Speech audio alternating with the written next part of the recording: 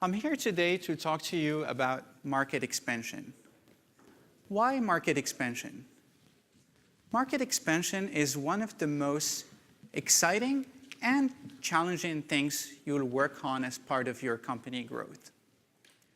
I would like to start by inviting you to read a short excerpt from a company postmortem published on LinkedIn by Chip CEO Kevin Gibbon. I tasked the team with expanding geographically and dreaming up innovative features and growth tactics. I realized that dramatic changes needed to be made if Chip had any hope of surviving. We suspended operations in all markets except San Francisco. Chip was a company started in San Francisco in 2013. They had a great mission of simplifying shipping services.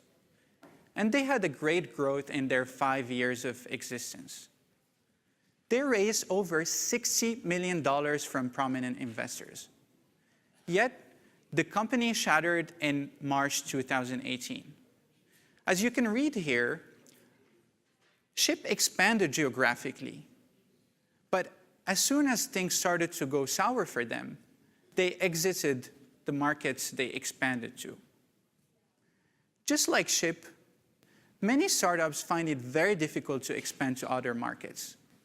According to CB Insights, 9% of startups that failed cited market expansion as one of the reasons for their demise.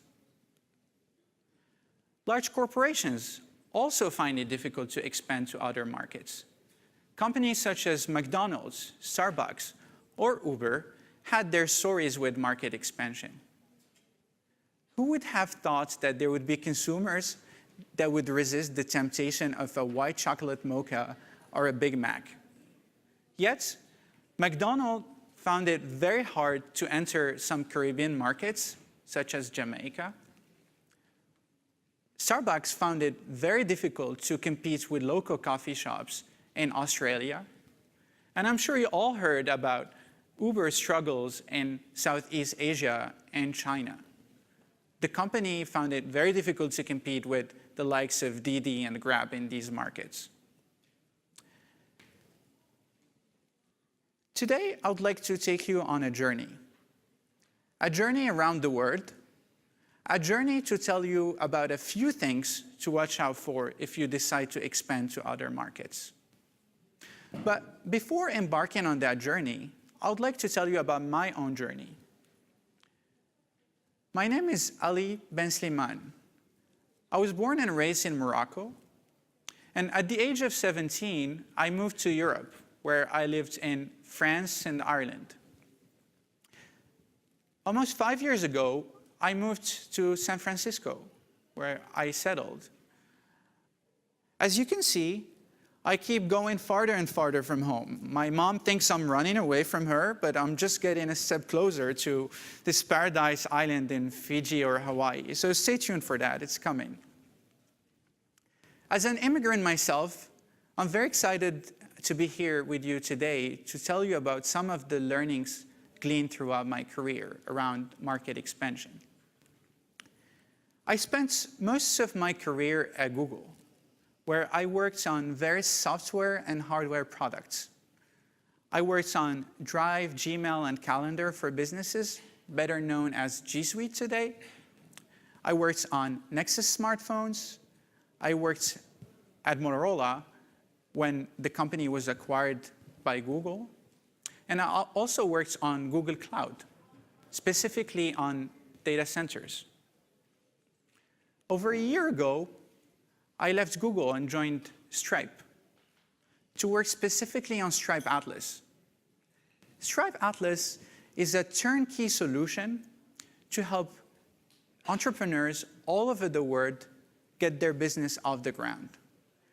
In just a little over 2 years, we already helped thousands of companies from over 130 countries get their business started. And things are just getting started. We're hoping to support a lot more in the future. But enough talking about myself. Let's start the journey I promised you. Our first destination of the trip is going to be Japan. When I was at Google in 2015, we were working on the Nexus 6P. The Nexus 6P is a smartphone we built in partnership with the Huawei, the Chinese OEM. The goal of the Nexus 6P was to build a high-end device that could compete with premium devices from Apple or Samsung. So naturally, we had to be in markets where there is a strong demand for high-end devices. And Japan was one of them.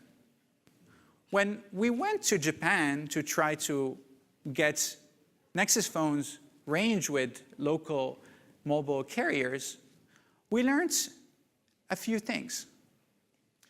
The first thing we learned was that Japanese customers love their phones waterproof.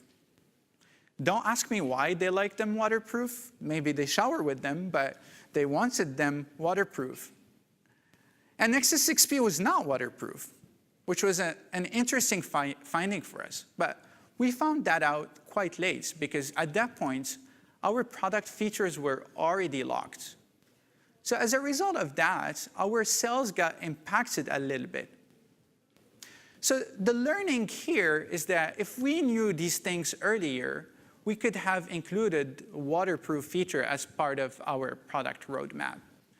So if you're a startup and you're thinking about expanding to new markets, make sure you collect requirements from local customers earlier on in your product lifecycle. The second learning from Japan and Nexus 6P was about focus investment. Apple and Samsung spend billions of dollars every year to market their devices. We went to market in Japan with a very small marketing budget.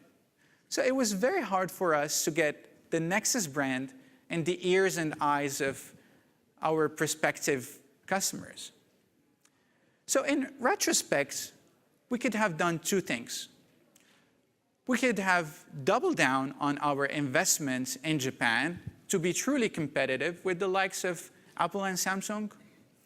Or we could have skipped Japan completely that year and used that budget in another market that we deemed higher priority for Android and Nexus that year. So the learning here for startups is if you're considering market expansion, start with 1 or 2 markets.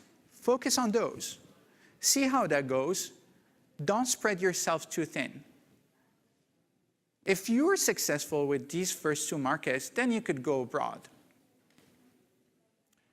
Now, let's get our suitcase, and I want to take you to the second destination of our trip. We're going to go to India. I'm not going to tell you how the Taj Mahal was built. I will tell you about my experience with Google Cloud in India. In October of last year, Google announced its first GCP, or Google Cloud Platform, region in India. This was a huge win for Google Cloud users, because thanks to this new region, their applications could get a much better latency compared to using another data center that is based in Singapore or other places in Asia. As you can imagine, building a data center is no small feat. It requires significant project management skills, a lot of rigor in planning. So whenever we were planning a new data center, we always started with something we called a Ttl Due Diligence. You're going to ask me, what is a TTL? TTL is an acronym that stands for 3 things. The first T is for taxes, or taxes in accounting. When we were planning the data center in India, we learned that there was a tax called GST, which is a tax on domestic goods and services sold to users. So as a result of that learning, we had to change our pricing model and our revenue forecasts for Google Cloud in India. So whenever you're thinking about expanding to a new market, find yourself a good accountant that understands your business and also the market you're going to enter into. The second T in TTL is for treasury. So everything about your business bank account, your funds flow, or simply how you get your money from your headquarter country to the market you're expanding to. In the case of the data center in India, just opening a bank account took us quite some time, which created a risk on our project schedule. So if you're considering expanding to a new market, find a very good bank that could understand your business and understand the specificities of the market you're expanding to. The third letter in the acronym TTL stands for legal.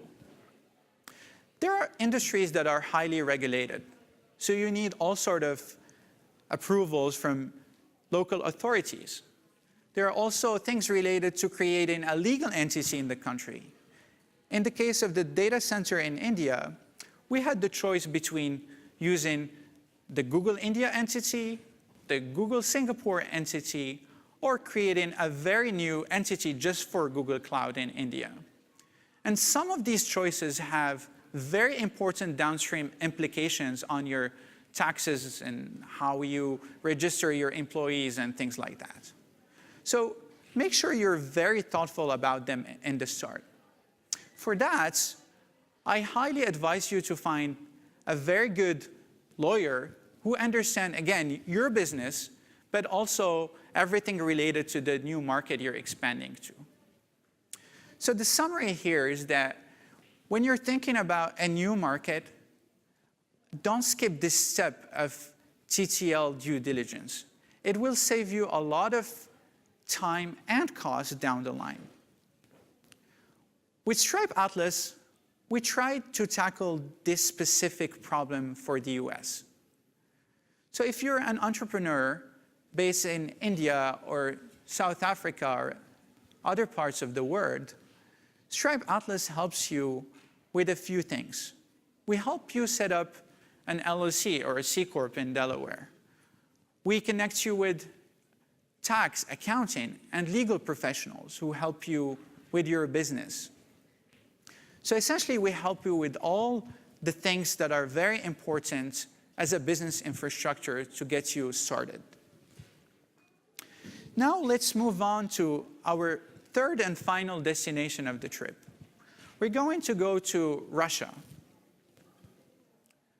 When I was working on the growth team for G Suite, we were looking very closely at conversion data. So as you can imagine, people would come to the G Suite website, they spend some time there, they would start a trial, the trial was free, and at the end of that trial, they would either convert to a paid user or they would abandon the product. Obviously, as a business, we cared a lot about those converted users. When we were looking at conversion data, we found out that Russian users had a low conversion rate compared to that for European users. So we started wondering, why is that the case? What we found out was that there was a big drop-off rate at the billing page step. So when users come to pay us, they would drop off. When we started digging, we found out that the reason for that was because we were not supporting rubles as a currency. So we said, let's start supporting rubles. That proved quite challenging because it's required a lot of juggling of legal entities. So we decided to go with an alternate route. We decided to partner with a local Russian IT company. So this partner helped us in a few ways. They accepted to process rubles as a currency.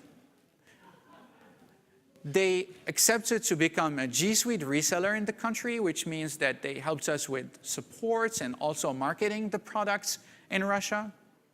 But most importantly, they accepted to build a product integration with G Suite, which made it very smooth and seamless for our users to pay us in rubles.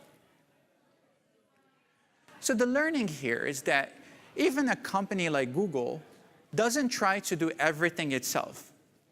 So when you are expanding to a new market, always have 3 options in mind: partner, build, or buy. In this example here, the partner option was a great one, and it helped speed our go-to-market. We unfortunately come to the end of our trip. I hope these tips were useful. If you have any questions or just tips for me to move to a paradise island, feel free to shoot me an email. Thank you.